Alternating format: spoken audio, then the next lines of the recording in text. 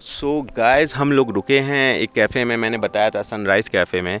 और मैंने वहाँ के लोगों से इंटरेक्ट करा, बहुत अच्छे लोग हैं। और अब हम बैठे हैं अपने ओनर के साथ, जो हमारे मनीष भैया ओनर हैं। तो भैया मैं आपसे ये पूछना चाहूँगा, what is the life after new normal, मतलब टूरिज्म में कैसे अफेक्ट हुआ, चीज़ें आर बेटर और या New normal like after Corona, you're हाँ asking? हाँ आफ्टर कोरोना, या उससे पहले कैसा था, अब कैसा है? Hmm.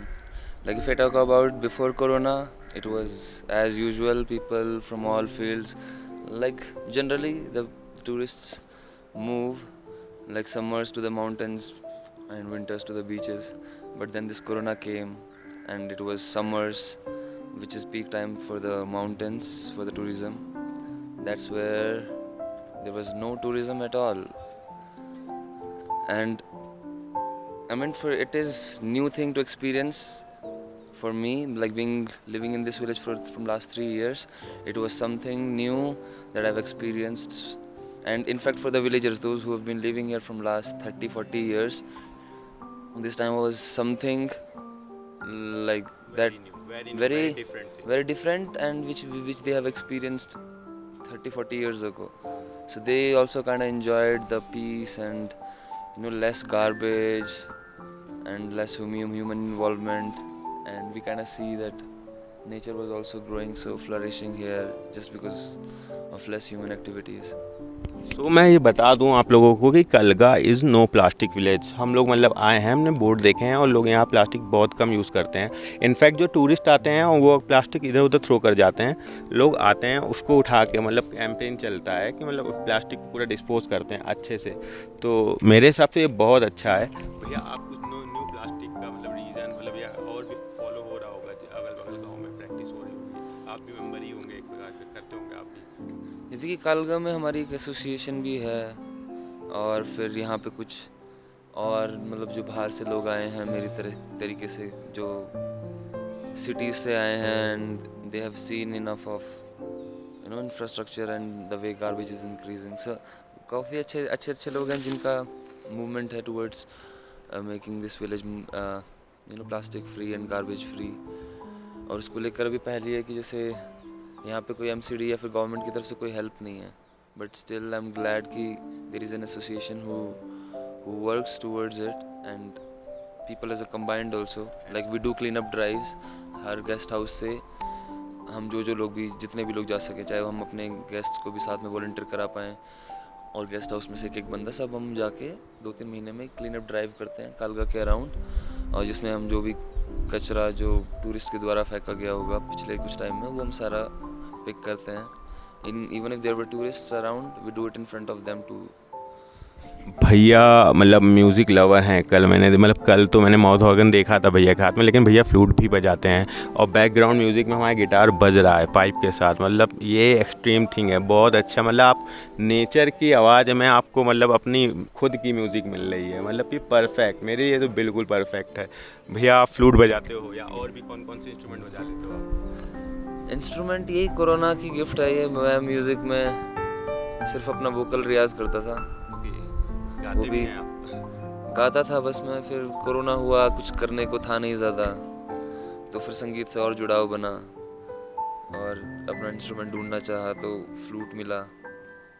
अगस्त सितंबर की बात है जब कोरोना शायद ख़त्म होने की तर्ज पे था, तब मुझे अपना इंस्ट्रूमेंट मिला और हाँ, मैं इसको इफ़ यू डोंट माइंड, एक मतलब कुछ हमें फ्लूट में आप सुना सकते हैं अगर? हाँ बिल्कुल कोशिश कर सकते हैं। हाँ बिल्कुल।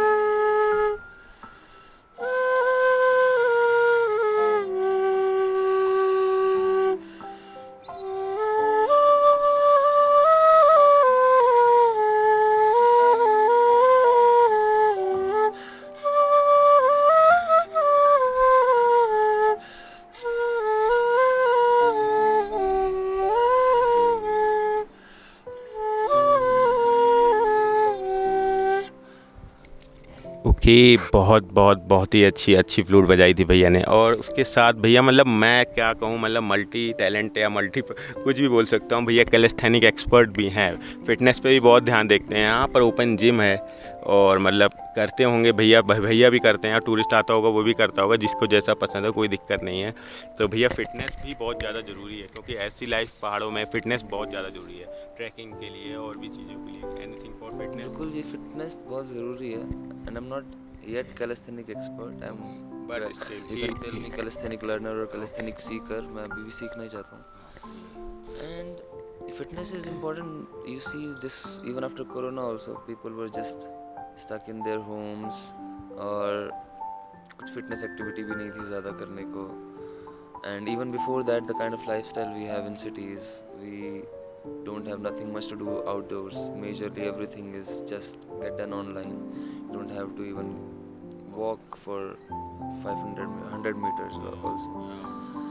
And this way they are inviting so many like diseases on the way, and it's just not physically, it just doesn't harm you physically, like this anxiety level, stress level, और ये सब परेशानियाँ भी तभी हैं जब आप you're not physically fit. And I feel that fitness, अगर पैसा है, सब कुछ है, and you don't have the fitness and you don't have your body with you, I don't think that it's a life worth living.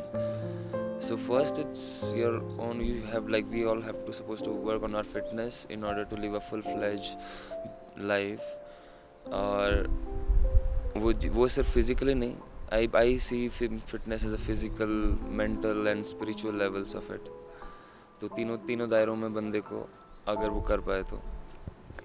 भैया गर्मियों में temperature कैसा रहता है, मतलब ठंड कैसी होती है गर्मियों में, अगर मतलब टूरिस्ट आना चाहे, क्योंकि पीक सीजन होता होगा शायद मेरे यहाँ, लोग गर्मियों में ही स्टेशन थोड़ा और प्रेफर करते हैं। तो गर्मियों में पूछ रहे, ठंड में? गर्मियों में तो सीज़न मतलब काफ़ी रहता है और काफ़ी टूरिज्म है। पीछे वाले पहाड़ों में स्नो 12 मंथ्स हमें तक रहती है, ऑलमोस्ट 10 मंथ्स रहती है। मानसून्स के टाइम पे अगस्त में शायद थोड़ी देर, अगस्त सितंबर में चली जाती है। स्नोफॉल होती होगी यहाँ पर भी? यहाँ पे बहुत अच्छा स्नोफॉल होता है, generally starts from November to March, 4-5 months. हाँ, अभी शायद वेदर फोरकास्ट में दिखा रहा है 2-3 दिन बाद का। Hopefully we are all waiting for it.